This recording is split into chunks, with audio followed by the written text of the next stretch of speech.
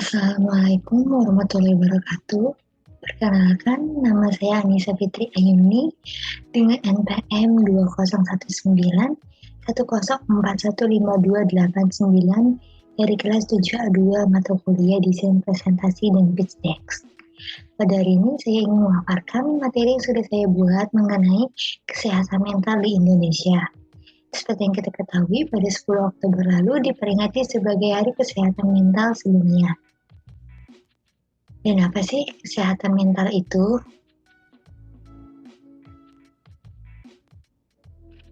Kesehatan mental menurut WHO adalah kondisi kesejahteraan seorang individu yang menyadari kemampuannya sendiri, dapat mengatasi tekanan kehidupan yang normal, dapat bekerja secara produktif, dan mampu memberikan kontribusi kepada komunitasnya.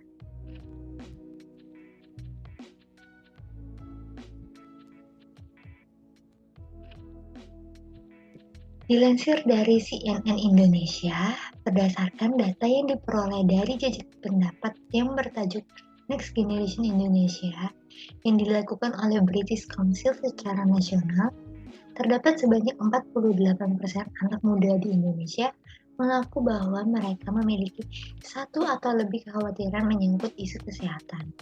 Hal ini menjadi kekhawatiran terbesar kedua setelah pekerjaan. Dan apabila kesehatan mental terganggu, maka dapat menimbulkan gangguan mental atau penyakit mental. Gangguan mental ini dapat mengubah cara seseorang menangani stres, membuat pilihan, berhubungan dengan orang lain, dan cenderung menyakiti diri sendiri. Lalu di sini juga terdapat jenis-jenis gangguan mental.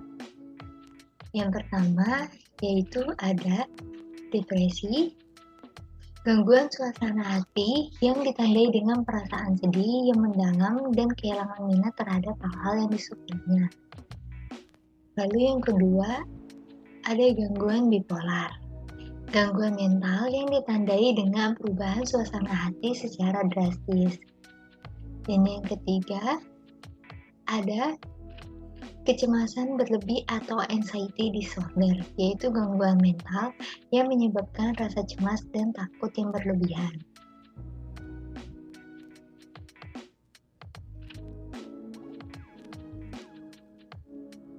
Yang keempat, ada stres pasca trauma atau PTSD. Gangguan mental yang muncul setelah seseorang mengalami atau menyaksikan peristiwa yang bersifat traumatis atau tidak menyenangkan bagi dirinya. Dan yang terakhir, ada gangguan obsesif kompulsif atau OCD, gangguan mental yang membuat pengidapnya mempunyai pemikiran dan dorongan yang tidak bisa dikontrol dan sifatnya berulang, serta munculnya perilaku kompulsif. Penderita OCD ini lebih rentan terkena ke remaja laki-laki berusia 19 tahun.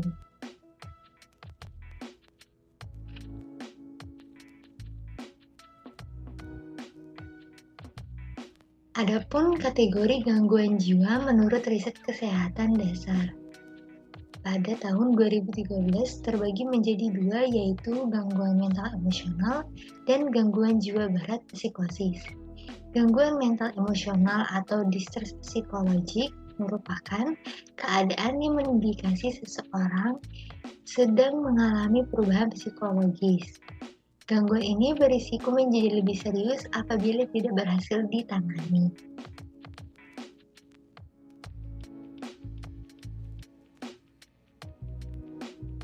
Lalu di sini terdapat penyebab umum gangguan mental. Yang pertama ada faktor genetik dari keluarga. Yang kedua mengalami diskriminasi. Yang ketiga mengalami trauma.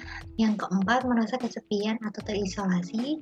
Yang kelima stres berat dalam jangka waktu yang lama. Dan yang terakhir mengalami kekerasan seperti KDRT, pelecehan seksual atau kekerasan sewaktu kecil. Lalu berikut adalah data yang saya peroleh dari beberapa jurnal. Pada diagram ini menunjukkan gangguan mental yang paling banyak diderita oleh remaja Indonesia yaitu depresi, dan yang paling rendah adalah PTSD.